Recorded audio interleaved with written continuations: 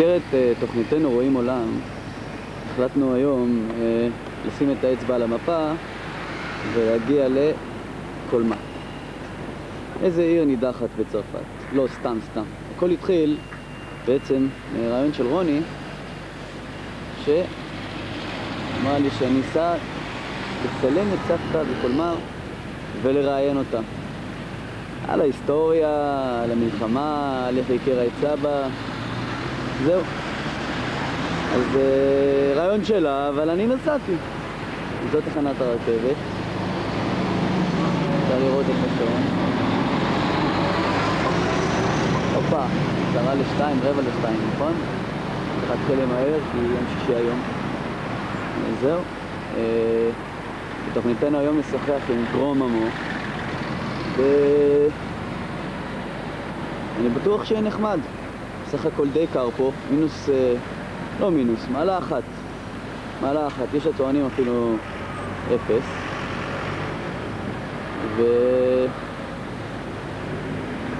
בואו נמשיך, בואו.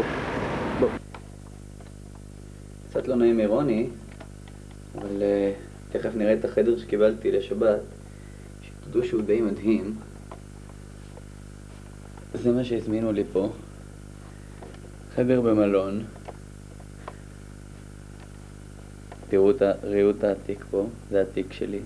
ראו את העתיק, טלוויזיה, נרות, שבת, לא, סתם, זה מנורות, ואפילו מרפסת. הבעיה שהיא צופה לרכבת. זאת אומרת, איכשהו אנחנו תמיד חוזרים למוטיב הרכבת. הנה זאת תחנת הרכבת שראינו קודם, זה בית קצת אחרת.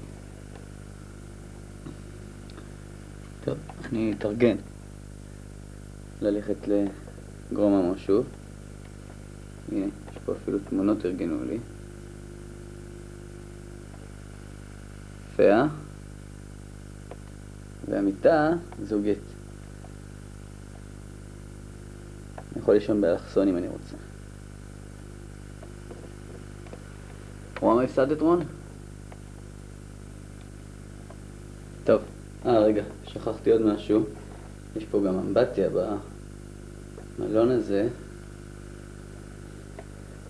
בואו נציץ פנימה. ביד בצרפתים יש להם איזה קטע עם בידה.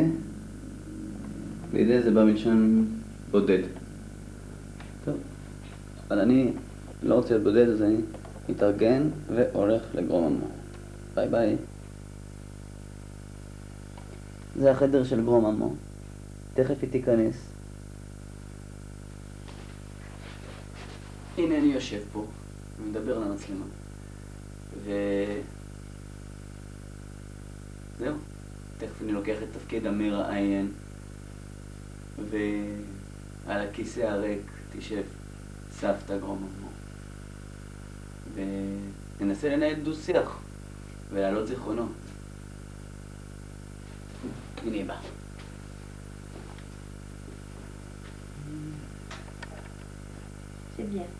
C'est bien, ça suffit. Je le range celui-là, parce que l'autre, je sais pas où tu l'as. Celui qui est bien entamé. D'un côté de l'autre. Ah bon? Le deuxième rayon.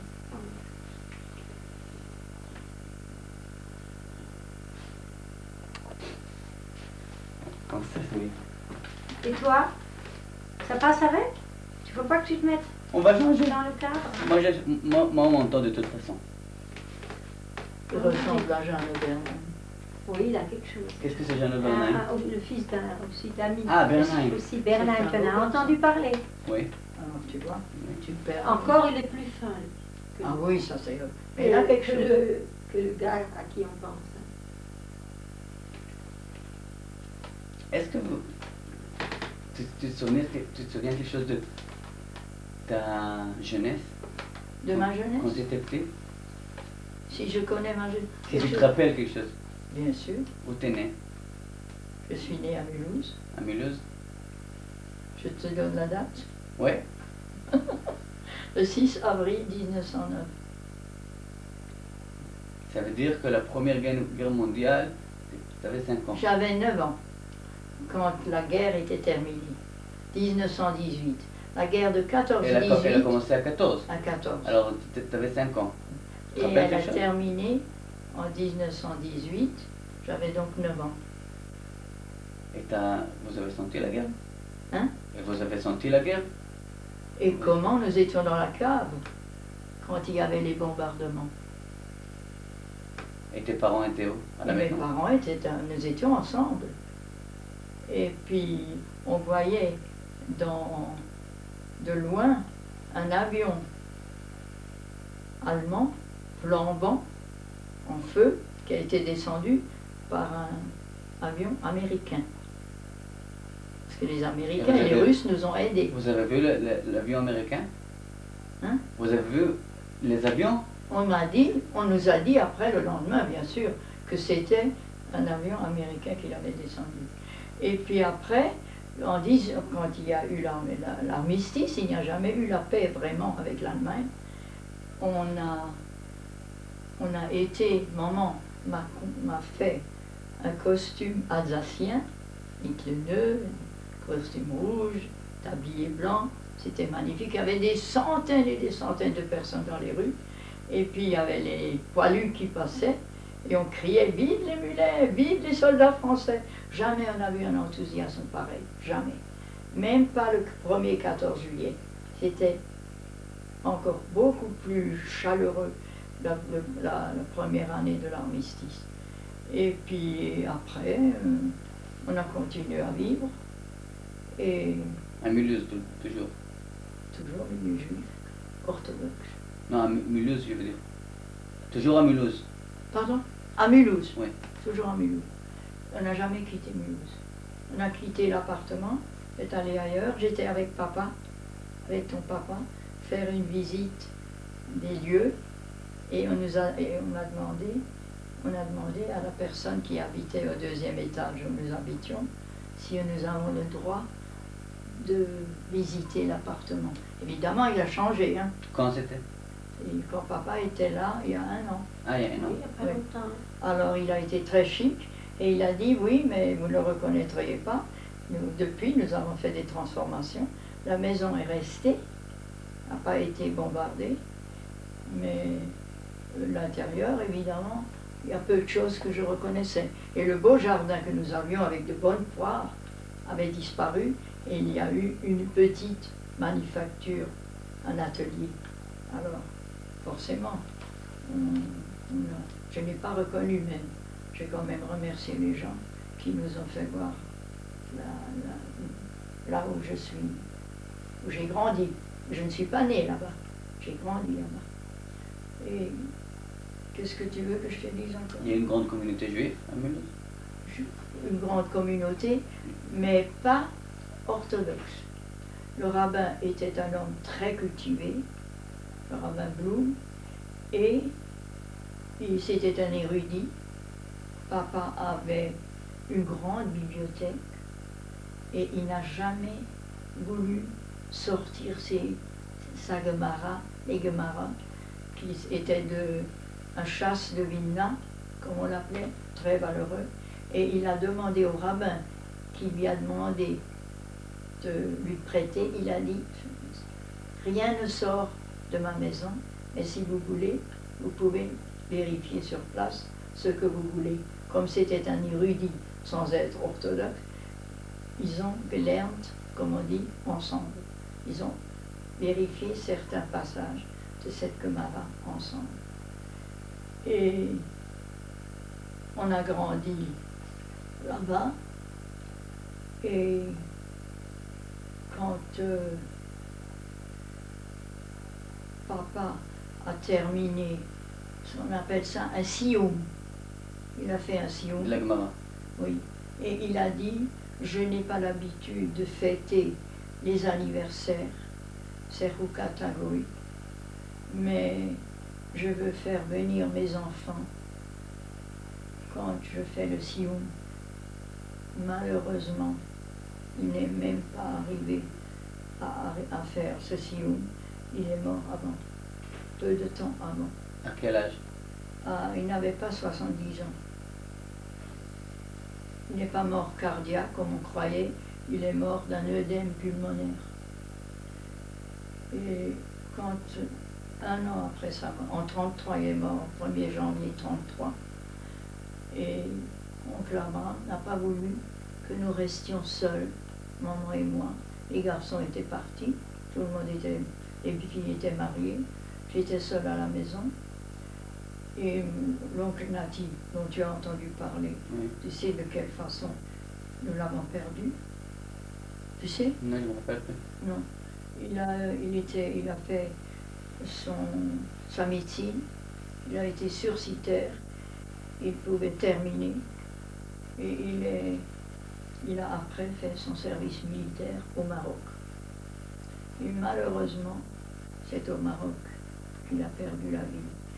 Il est dû aller chercher un malade à Megraoua, près de Taza, et le chauffeur, un Alsacien, qui nous a rapporté après ce qui s'était passé, c'était la nuit, il a heurté un mur, il ne faut pas oublier, c'était en 29.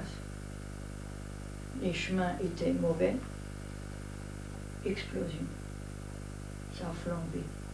Et oncle Nati est sorti en criant « Donnez-moi de la morphine !» Et il a voulu le couvrir, « Restez, on vous couvrira, donnez-moi de la morphine !» Pendant 7 mois, il a souffert. Maman, ma mère, est allée, ton arrière-grand-mère, est allée avec oncle Abraham au Maroc. Et il a dit, maman, à la caserne, à l'hôpital. Il était à l'hôpital militaire au Maroc. Au Maroc, à Megraoua, près de Taza. Et là, les médecins ont donné la permission à grand-maman de lui faire une soupe au matseknetle, les boulettes. Oui. Et sa fiancée était déjà là-bas. Alors, elle est venue avec son assiette et elle a dit, je vais lui donner, la fiancée. Il a dit, oncle Nati, c'est maman qui doit me donner. Il a mangé une boulette, c'était tout. Et il a vécu 7 mois. Oncle Abraham est allé une 2e fois là-bas. Et les médecins ont dit, c'est les brûlures du 3e degré, les membres inférieurs étaient brûlés, les mains. Et quand on lui a dit, on va te ramener à Marseille, il a dit oui, dans une boîte. Il s'est senti. Et un matin, elle est venue, et quand oncle Abraham est rentré pour nous donner des nouvelles, il n'a pas dit la vérité, il n'osait pas. Les médecins l'ont condamné malheureusement. Brûlure du 3e degré, ça n'est rien à faire. Aujourd'hui, on fait plus. Oui, mais même Mais le docteur Meyer oui, m'a il y a dit, des limites, les brûlures bien du sûr. 3e degré Parfois, sont oui. On ne peut pas impardonnables. Oui. toujours aller plus loin. Impardonnable. Oui, oui. Qu'est-ce que tu en sais, tu n'es pas médecin. Alors, il est donc mort le 1er août. Et le 1er novembre, son cercueil est arrivé, plein de couronnes en verre. Attends, 2 mois. Le 1er août, il est mort. Et en Le novembre, cercueil est arrivé comme seulement il en faisait novembre. trop chaud, on n'a pas pu le ramener. Et après, en novembre, on l'a ramené. Et il est à Mulhouse, enterré à Mulhouse. Or, mes parents ne sont pas à Mulhouse, parce qu'à ce moment-là, le cimetière de Mulhouse était plein de fleurs. Et papa n'a pas voulu. Et il a dit, quand oncle Abraham a été nommé rabbin à Bischheim, il a dit, écoutez ce que je vais vous dire, mes enfants. Je ne veux pas être enterré à Mulhouse, je veux être enterré à Bischheim. C'est un vieux cimetière juif. Il y avait même des pierres tombales complètement enfoncées, tellement c'était un vieux cimetière. Et grand-maman était aussi transférée là-bas, mais beaucoup plus tard. À côté. Ah oui.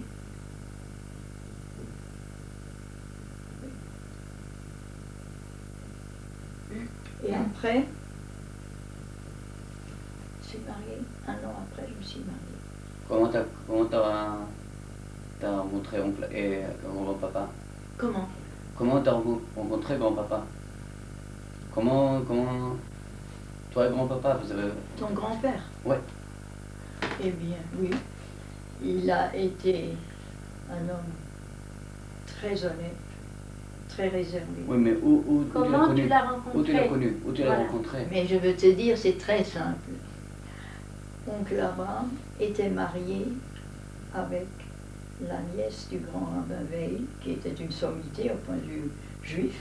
On l'appelait le Rav, ce qui était plutôt rare pour un homme, un Alsacien. Oncle Abraham Et oncle Abraham a épousé la nièce. il était déjà rabbin aussi? Il était déjà rabbin. Et je me suis mariée avec le frère de ma belle-sœur. Tu vois? Oui, je sais. Mais j'ai connu. Je connais l'histoire. Voilà. Tu connais l'histoire. Et bien sûr, j'ai connu quelqu'un avant que j'aimais beaucoup, mais finalement, ça s'est fait. Je me suis mariée avec le frère de ma belle-sœur et j'étais très heureuse. Oui. On va vérifier que tout marche bien. Oui.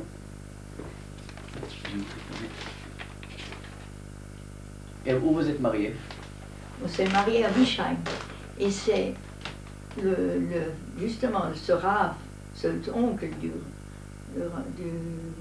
mari, qui a fait La choupa. la choupa, et après oncle Abraham. Qu'est-ce que ça veut dire après? Après, quand il avait terminé les bénédictions, c'est lui qui a encore partagé Il a complété la la terminé. cérémonie. Hein, ils ont fait ensemble. Oui, oui. Et la Deuxième Guerre mondiale, attends, Alors là, Que- nous avons beaucoup souffert. En somme, souffert, c'est une façon relative. L'aîné de mes... attends, Simone était déjà à la Deuxième Guerre Oui. mondiale? Oui, oui, était elle déjà- avait... Ginette aussi. Ginette Les avait deux. 1 an Oui. et Simone avait 4 ans. Voilà. Et Jojo est né après. Il est né tout de suite après Il la est né- libération. J'étais enceinte quand nous sommes rentrés en 45. 45. Voilà. Ça veut dire Pas besoin de- que comment vous avez senti la première fois qu'il y a une guerre, la Deuxième Guerre mondiale? Attends. Au début, on disait, ça ne peut pas arriver en France. Ça n'est pas possible. Quand les premiers réfugiés sont arrivés de Pologne, d'Allemagne, on a dit, ça n'arrivera jamais pour nous, Français. Hein? Ce n'est que les étrangers. Pour nous, c'était les étrangers.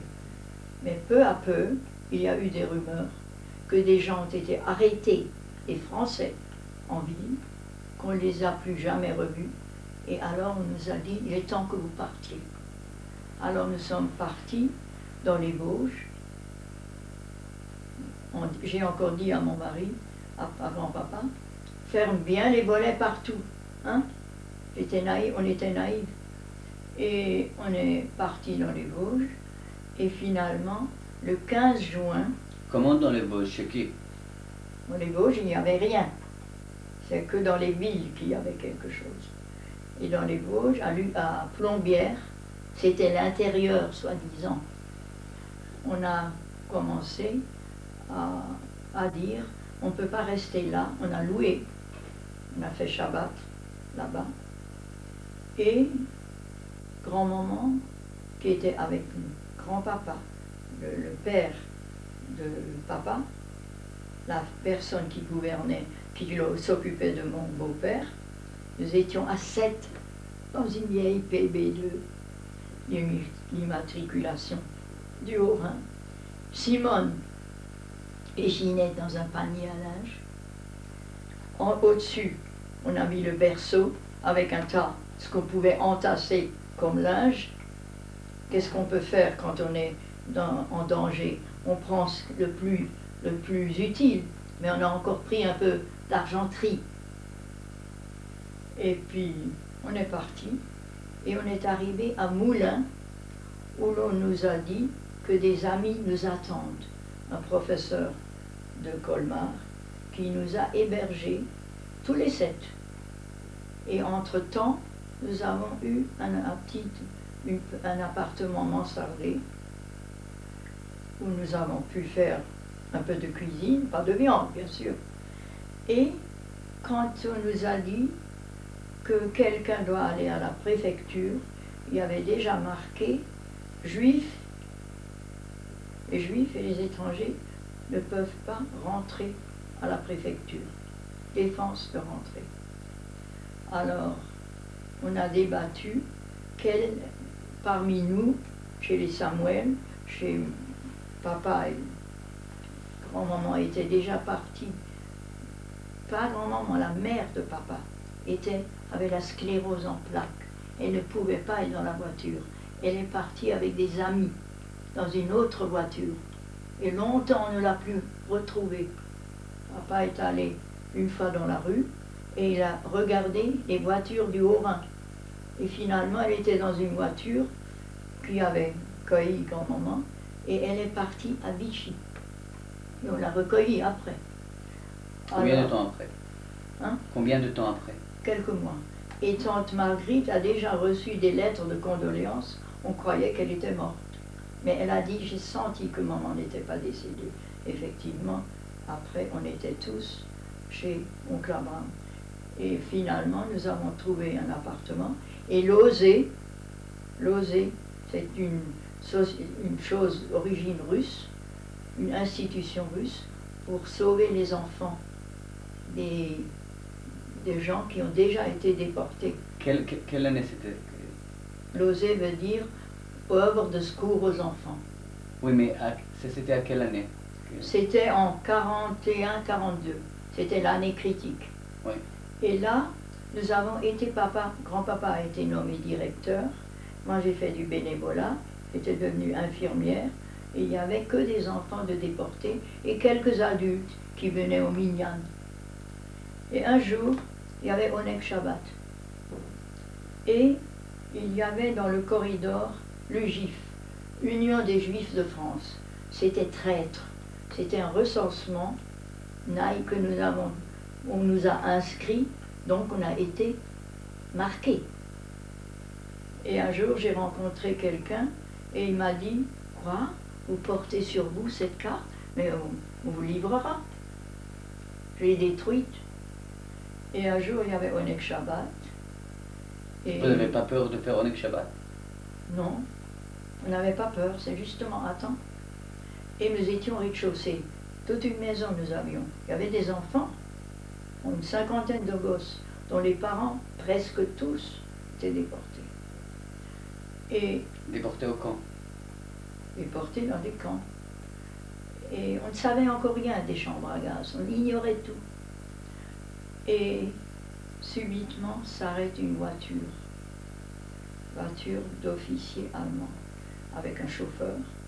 Il a entendu chanter. C'était l'été, fenêtres grandes ouvertes. Et il a vu, ils ont rentré, ils ont entendu chanter, ils sont rentrés, et ils ont vu le GIF. Et moi, j'ai eu la naïveté. Vous parlez l'allemand? J'ai dit oui. Alors ils m'ont parlé en allemand, et ils ont dit, qu'est-ce que c'est que ces enfants qu'on entend chanter? Montrez-nous ces enfants. Qu'est-ce que j'aurais dû faire? Je les ai conduits, je ne pouvais pas mentir, je ne pouvais pas dire il n'y a pas d'enfants, ils ont chanté. Et tu aurais dû voir ces enfants quand ils ont vu 2 officiers allemands rentrer là-dedans, un silence de mort.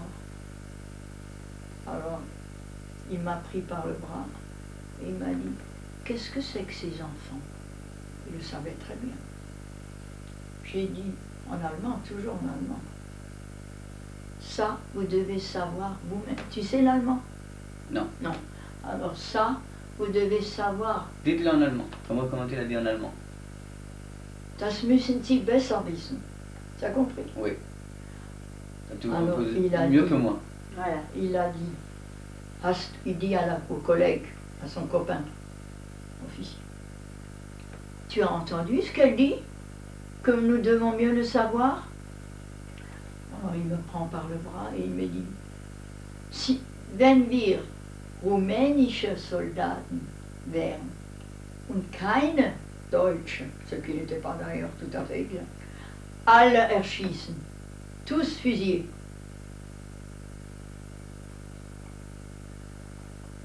J'étais là comme une idiote, affaissée. Ils sont partis. C'est de la chance. Hein. La maison était en danger. Et grand-papa était juste chez oncle Abraham. C'est toujours quand il y avait des moments critiques, j'étais seule. C'était Shabbat. Alors ils profitaient pour sortir. Alors les enfants m'ont dit, et les adultes qui étaient là, les surveillants, ils n'auraient pas dû dire ça. C'était trop tard. J'étais malade, malade, malade. On attendait dans l'angoisse. On attendait 8 jours, 10 jours. Et finalement, on a dispersé les enfants. Et nous sommes partis à 25 km de Lille. C'était Limoges, là.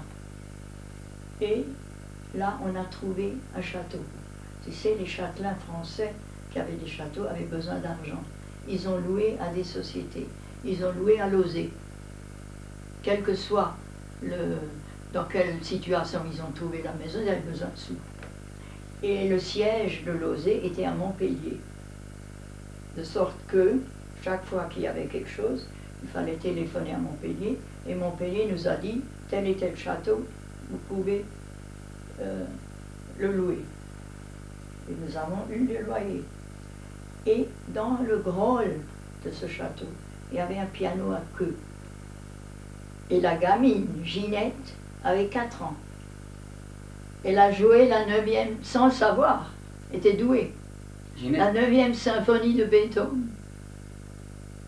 Alors on était tous autour, on a écouté, etc. Malheureusement, là non plus, nous ne pouvions pas rester longtemps. On nous a, des délégués de Lausée sont venus nous dire, c'est grave, il faut disperser les enfants. Ils nous ont donné les listes. Il y en a qui ont été envoyés dans des couvents, dont certains ne sont jamais sortis, mais d'autres, on a pu les sauver. Et nous avons loué une petite maison, et nous avons élevé des poules. Tu aurais dû voir ça. Et le Shabbat, après-midi, les enfants étaient à l'école du village. Où c'était? Quelle région? Tout près, tout près.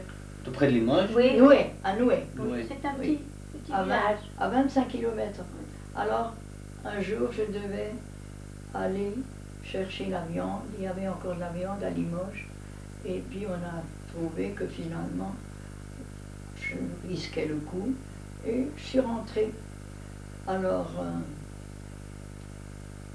un jour, on nous a dit, les hommes ne peuvent pas rester. Il y avait oncle Charles qui était chez nous. Il ne pouvait plus rester à Limoges. La boîte était fermée, juif. Oncle Charles, grand-papa. Et je leur ai donné de quoi manger. Il fallait disparaître dans une forêt. Et après, le lendemain, ils sont revenus. Et oncle Charles a encore dit, en rigolant, on a bien mangé. Il était toujours comme rigolo. si de rien n'était. Oui. Et pendant qu'il était là-bas, il est allé dans le village voisin et il a pris la petite, Ginette, lui a coupé les cheveux. Il était méconnaissant. On a vécu là-bas et où il y avait une bonne femme qui venait le Shabbat, on appelle ça le fumoir, allumer le feu. Et elle a dit, je vais vous dire quelque chose, on parle d'un débarquement. C'était donc en juin 45. Alors, on n'a pas cru. Si. Tu penses, on vivait dans l'espoir. Oui, des années.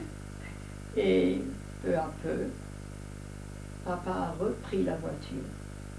Et on est retourné à Colmar. Puisque c'était la fin des hostilités. Hitler est suicidé, tout ça, tu sais, normalement. Oui, mais vous savez, ça. Quand c'était, vous savez, vous étiez sûr que c'est vrai ou c'était. Tout le monde a dit vive la France et puis De Gaulle est venu. On a entendu là, par hasard, on a entendu la déclaration de Gaulle. À la radio? À la radio. Et les gens venaient, les Gaules qui n'étaient pas loin de nous, venaient écouter en cachette chez nous la radio.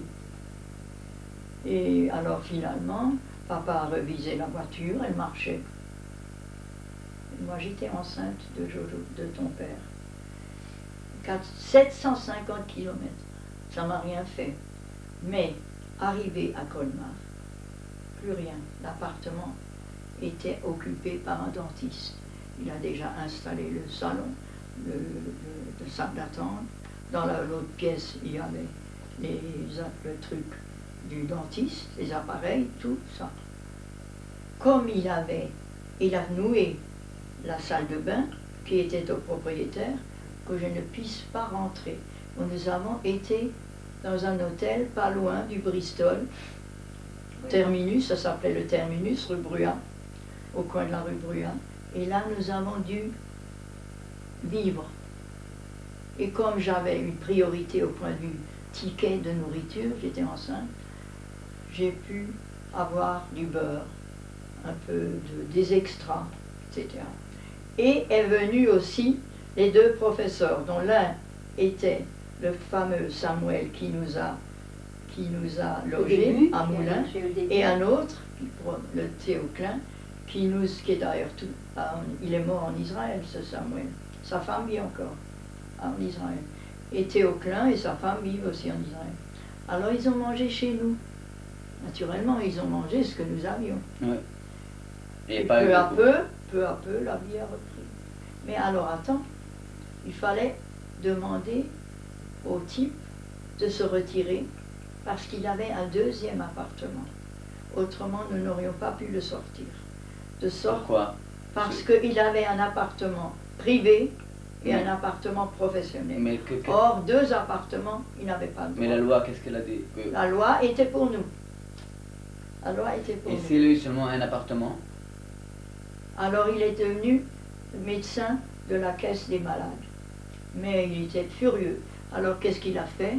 Pendant que nous voulions rentrer, il a noué la salle de bain à tel point que la dame de réception m'a dit « Quand il est parti, vous pouvez aller prendre votre bain dans mon propre appartement. » Et peu à peu, on a acheté un canapé, deux fauteuils, tu vois, etc. Les meubles qui étaient chez les Bosch sont partis et certaines adresses, on nous a dit telle et telle, à telle et telle chose. Cette armoire était à la mairie, nous l'avons reçue. Qui vous a dit? Comment vous avez... C'était marqué. Ah, c'était marqué? Oui, c'était marqué. Encore heureux, Oui. c'était marqué. Mais qui l'a marqué? Et les autres, fini, sont partis en Allemagne. Et une ou deux affaires. Alors il y avait, à Ribeauvillé, pas loin de Colmar, il y avait un chef de gare, où il y avait marqué qu'il y avait le buffet, un grand buffet moderne. On est donc allé là-bas. Et on a dit, écoutez, voilà, les papiers, vous êtes... Comment? Je vais la mettre en 1000 morceaux avant de vous le rendre. J'ai dit, vous ne pouvez pas faire ça, parce que mon mari lui a dit, grand-papa, vous perdez votre poste si vous dites, faites ça. J'ai dit, ce buffet a une spécialisation, une particularité. Vous la connaissez? Il était obligé de dire non. J'ai tiré du buffet un plateau en marbre pour mettre les affaires à refroidir. Il ne savait pas. Et là-dedans, chez lui, il y avait des sacs de farine. Donner des détails. Alors, il était... Vous ne pouvez plus Il rien n'avait rien à dire. dire. Il était Alors, coincé. il est venu lui-même l'apporter avec En sa plus. camionnette. Ah. Il avait la frousse quand papa lui a dit, vous perdez votre poste. Et où il est? Oh, il ne vit peut-être plus aujourd'hui. si. Non, là, pas le type, c'était... Alors, on ne lui a Ah, ce rien fait meuble. puisqu'il a rendu. On l'a, qu'est-ce Non, qu'on en pas a le fait? type. Il Le- était le- rubruat, le ce meuble. buffet. Le Les buffet, meubles, le buffet. on ne voulait pas. On a vendu Oui, dans la salle on a de vendu. vente, on a acheté un peu... Parce que ça Par-ci, n'allait par-là. plus tellement, ça ne Oui, ça faisait ne plus. cadrait plus. Non, c'était Et papa recommençait à travailler. différent. Il a très bien travaillé. Il a travaillé à la police. Pardon. Non. Travaillé dans son métier, huissier de justice. Tu sais, De pour justice. récupérer l'argent que les gens doivent. Chez les gens C'est endettés, ça. il faut chercher l'argent. Et peu à peu, quand il y a eu les télés et que les gens habitaient dans des hameaux en montagne, pour pouvoir rentrer dans les fonds, ils mettaient des papiers comme quoi ce meuble ne peut plus être employé sous peine d'amende. Et alors ils ont payé, ils ne voulaient pas être privés de télé. Et c'est la seule façon de récupérer le fric. Enfin, je donne un petit exemple, c'est un détail, Oui, mais c'est... tu vois. Ouais. Il y a un bon système. Alors après, Oui. un an après, on est allé à l'école de musique avec Ginette. Alors Là, à Colmar. Hein? À Colmar. à là. Colmar. Ouais. Et on a dit, voilà, une gosse qui a quand elle avait 4 ans, elle a joué. Il a dit, quel dommage, vous avez perdu beaucoup de temps. J'ai dit, mais nous avions d'autres chats à fouetter que d'acheter louer un piano pour qu'elle. Pendant la guerre. Ouais. Oui, et peu à peu, elle a repris. Je crois que toi aussi, non? Oui, aussi quelques années, Oui. comme beaucoup qui essayent de jouer au piano. Alors vous avez un piano à la maison On avait, oui. à l'époque. Oui, là-bas, Oui. dans l'autre Ça appartement. a été vendu après. Et après, C'est on un a vieux liquidé. truc. À rue Brouillard Oui, oui. Neuf. Et alors, attends, quand nous sommes arrivés, le propriétaire, il a dit, qu'est-ce qu'il a dit? Pourquoi Non, pourquoi? Vous l'aurez Warum fait. c'est non net nor Palestina? En Palestine. Pourquoi vous n'êtes pas Vous n'êtes pas Allez. allé en Palestine. C'est comme ça que C'était nous avons typique, été hein. reçus. Et qu'est-ce Voilà. que vous avez répondu? Rien du tout. Et les ouvriers Elle ont, était terrible. ont enlevé un lavabo qu'il leur a dit d'enlever, qu'on nous aurions payé. Il a dit nixto, rien du tout. Les ouvriers étaient aussi antisémites que lui. Et peu à peu, quand il a vu que nous payons de nouveau le loyer, monsieur a changé d'attitude. Mais tu sais ce qu'il a dit quand nous sommes venus? Il y en a encore plus qui sont venus, qui sont partis. Nous n'avons pas été bien reçus. C'est la réaction hein, des Goïms. Pas du tout. Ah ouais. Il y en a Ah, encore ouais. plus qui sont venus, qui sont partis. Voulant dire plus, il y en a plus qui viennent que ceux qui sont partis. Et après, on a malheureusement. Et ma sœur aînée, tante Rosa, à qui on a écrit, qui était Raon-l'Étape. à Raoleta, et là, on lui a écrit, de Limoges encore, on lui a écrit, des sous-entendus qu'elle a d'ailleurs très bien compris, on a écrit qu'ils doivent venir nous rejoindre. Nous avons du charbon, nous avons du bois. Ils ont Ils pas n'étaient pas les voulu, seuls juifs. ces idiots. Tous les juifs de Raon-l'État ont été dirigés sur Écrouves et là, ils ont été pris. Nous avons encore envoyé de Limoges des colis. 2-3 colis, elle a reçu, et le 4e n'est plus arrivé. Donc, ils étaient déjà partis pour une destination que tu devines. Oui. Son mari, Laquelle vous savez? son mari, J'ai jamais su. elle, son mari et les 2 filles, On imagine. 18 et 16 ans. Tu les as connus? Mais bien sûr, je connaissais, puisqu'ils se sont Ah oui, mariés. 18 et 16. Parce qu'elle était mariée entre-temps. Oui. Elle était mariée, Elle a eu le temps de la connaître encore. tante Julienne aussi. Oui. C'était les deux anciennes, les deux plus âgées. Alors on a vécu dans l'angoisse. Et alors en route, ça, c'était terrible, l'exode. On a été sur les routes et on a dit dépêchez-vous, à 50 km il y a les Boches qui viennent. Alors, même les soldats français qui étaient en déroute, étaient là en déroute, c'est-à-dire c'était fini, mais une fin non honorable, puisque l'Allemagne a gagné la guerre. Alors, ils avaient la frousse, et il y avait les soldats des avions italiens qui volaient tout bas. Et les soldats français sont venus avec nous dans une espèce de hutte, ils avaient aussi peur que nous. Et on sentait vraiment qu'ils voulaient nous tuer. Et après, on est sortis, Dieu merci, et les enfants avaient faim, il y avait des Français qui ont dit on n'a pas le temps de vous donner un biberon pour la petite qui pleurait. Et d'autres étaient gentils. Ils nous ont même hébergés en route. Je te dis, c'était horrible. Tu aurais dû voir tous ces voitures. Et à 15 km de Limoges, la voiture est devenue en panne et il y a eu des flammes qui sortaient de la vieille C4. Alors, de l'autre côté, il y avait les gendarmes.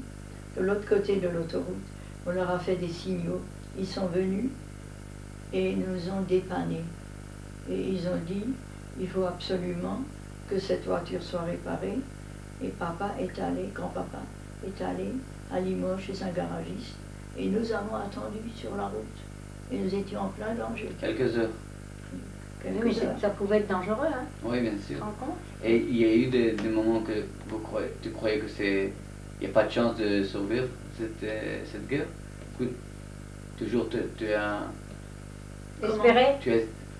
Il y a eu des moments que tu croyais que vous pouvez pas, vous allez pas servir Écoute, cette guerre? comme nous étions dans une institution, et après de nouveau, à 25 km, on se sentait presque en sécurité. Et peu à peu, nous n'avions pas idée qu'il y avait des chambres à gaz. On l'ignorait. Autrement, on n'aurait pas vécu comme ça en regardant se balader les poules avec les poussins et les coqs, hein, un Shabbat après-midi. On ne se rendait pas compte, autrement on serait devenu fou. Mais pendant la guerre, il n'y a pas eu des époques où vous croyez qu'il n'y a pas de chance de... Ça veut dire que... Non. Toujours Jamais. vous croyez que ça va finir bien. Jamais.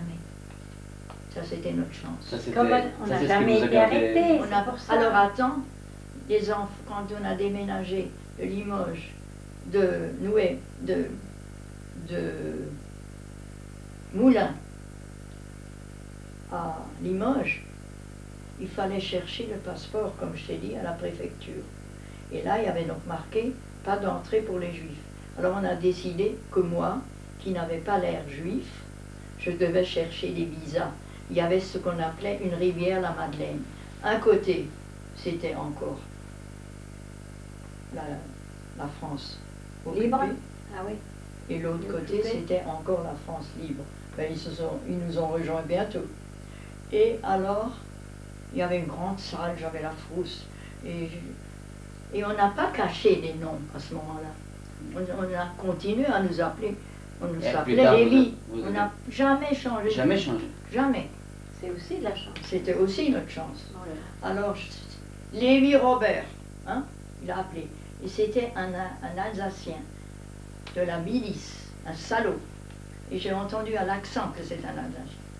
Il se dirige vers deux officiers allemands qui écrivaient pour donner les visas, pour traverser la Madeleine du côté libre. Alors, il a dit, Lévi, mais c'est il est juif, votre mari? J'ai dit oui. Mais pas vous. J'ai dit si. Tu vois comme on était dans l'ignorance. Alors les officiers allemands ont dit à ce type-là, c'est eux qui m'ont sauvé. Die kann nicht mehr zurück. Elle ne peut plus rentrer. Ils m'ont donné le visa. Alors tu vois, il y a des choses absolument miraculeuses qui sont arrivées. Et je suis rentrée en brandissant mon visa. Et comme ça, on est parti vers Limoges. Et alors, en cours de route, il y avait évidemment des moments de panique avec les enfants, et grand-papa et grand-maman qui disaient « Pourquoi vous avez emmené tellement de parapluies et tellement de cannes? Qu'est-ce que vous faites avec ça ?» C'était la bagarre dans la voiture. Enfin, ça, c'était pas Et après grand-papa, à quoi il travaillait? Quel travail? Comment? Grand-papa, quel travail il avait? Aucun, il était vieux. Non, Il avait fait la même chose. mon grand-papa, Ah, ton mari. oui, alors, À quoi il travaillait après la guerre? la même chose Il que a son repris père. son métier. Il a repris l'étude. Le même Et métier. c'était une bonne étude. Et il a assez vite travaillé. Ça, c'était notre chance. Il n'était pas longtemps sans travailler, pas du tout. Et toi, tu travaillais? Pardon? Toi, tu as travaillé? Non.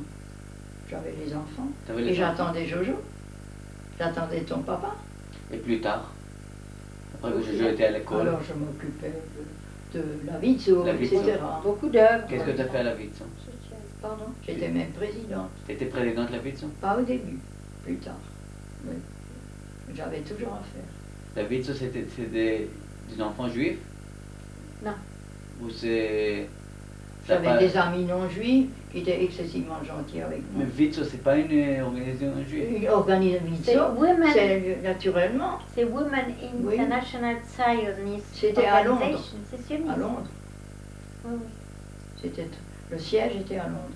Et puis après, on a aidé les enfants, etc., à placer des enfants. Et les enfants sont revenus peu à peu. Les enfants qui ont perdu les Mais parents? beaucoup de parents ne sont naturellement plus revenus. Et je n'ai jamais eu beaucoup de contact après la guerre avec ces enfants. Une est allée au Venezuela. On n'a jamais su si elle était bien arrivée. Et je l'aimais beaucoup, cette fille. Ensuite, il y en avait une qui s'était mariée entre-temps. Et malheureusement qui est décédée, la femme de Roland. Ah oui. Et dans l'Osée où nous étions, dans ces châteaux dont je t'ai parlé. Il y avait 2 bonnes femmes, dont la présidente est partie avec son mari qui avait une autre présidence à Montintin, pas loin non plus de Limoges, et qui a quitté et qui est venue dans ce château. Et nous étions nommés là-bas, et ces femmes hystériques n'avaient qu'une adoration pour cette ancienne présidente. Alors, mon mari et moi, on était considérés comme des intrus, comme des gens qui ne devaient pas être là. Alors j'ai dit à papa, ça va être terrible de vivre avec ces femmes. Les enfants, on aurait pu... Il y a souvent des ennuis comme Oui. ça entre les gens de l'équipe. Ça, c'est la place de l'ancienne présidente. Il y a des Vous ne pouvez pas vous histoires asseoir comme là. ça, ouais. Elle ne Alors mon mari supportait a pas. dit, comment? Qu'est-ce que vous dites? Je vais appeler Montpellier et dire de quelle façon vous nous recevez. Alors, j'avais l'infirmerie à Limoges, je m'occupais de l'infirmerie, bénévolement. Et j'ai dit que je continue à prendre mon occupation de l'infirmerie dans ce château. Et cette femme, qui a été mauvaise comme tout, elle vit en Israël, elle vit toujours. Et puis l'autre, il y avait 2 présidents. L'autre est à Strasbourg, et quand il y avait le marché Vizzo, je passais devant son stand, elle me regardait drôlement. Alors un jour, elle me dit, l'infirmerie, qui vous dit que vous devez prendre l'infirmerie? Moi, je continue à faire l'infirmerie. Alors j'ai dit, écoutez, je m'occupais à Limoges et je continue. Mon mari est président ici, directeur ici. Alors, on a téléphoné à Montpellier, et Montpellier a dit à cette femme, vous donnez les clés à Madame Robert Lévy. Ce sont eux qui occupent maintenant le poste de président et d'infirmier. Alors, elle était Alors fâchée. qu'est-ce qu'elle a fait? Elle l'a jeté devant la porte. Vexée. Alors je l'ai laissé devant la porte. Je n'ai pas touché. Et quand elle est sortie, je lui ai dit, qu'est-ce que vous attendez? Elle m'a dit pour la ramasser. J'ai dit, c'est vous qui me la donnerez en main. Elle l'a fait. Elle a fait. Et peu à peu, ça a été un peu changé. Il y avait moins de tension et c'était pas beau. Alors après, on est parti là aussi. C'était l'argent, on est parti. J'aimais beaucoup les enfants. Les enfants comment dirais-je, j'étais une femme mariée. C'était des jeunes, c'était des filles célibataires. J'étais déjà une maman de 2 enfants. Oui. Et ces enfants se réfugiaient le Oui, soir mais qui n'avaient jusqu'à personne. une telle et telle heure Ouais. dans ma chambre. Et ça, ils ne le supportaient pas. Alors j'ai dit, mais je suis là comme une mère pour eux, mais on n'avait qu'à en faire autant. Et peu à peu, on s'est disloqué aussi, tu vois. Oui. Et comment, à quelle année était que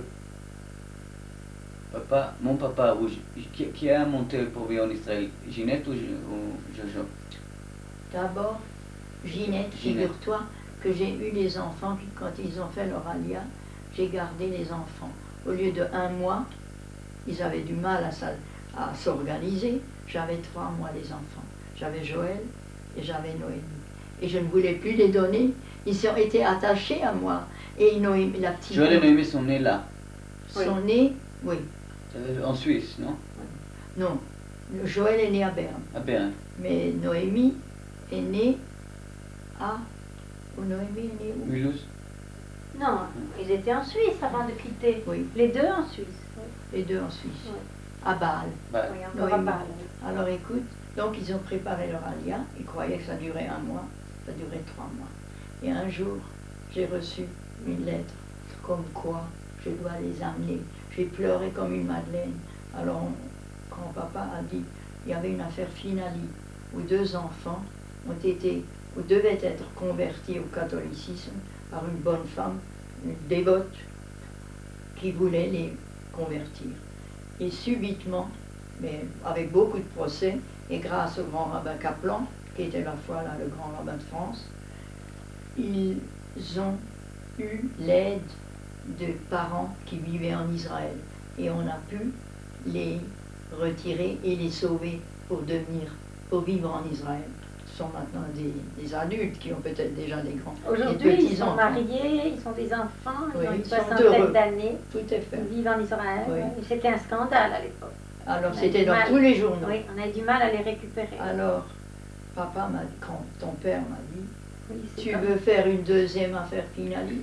Ils ne sont pas à toi, ils sont à leurs parents, il faut les donner. Joël était prêt. Joël a dit, je vais aller chez mon papa sans Oui, savoir Il avait exactement. compris. À Yerushalayim, il disait ce Ouais, mot ouais. sans savoir. Ouais, ouais. Lui, il n'y avait pas de problème. Et encore, il était adorable. Nous les avions 3 mois.